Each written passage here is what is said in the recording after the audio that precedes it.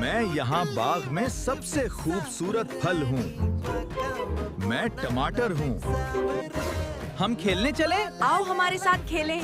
मैं तुम जैसा आम सब्जी नहीं हूँ। हाँ। जाओ यहाँ से, मैं तुम्हारे साथ नहीं खेलूंगा। हाँ, मैं तो आम, सब और आड़ू का रिश्तेदार हूँ।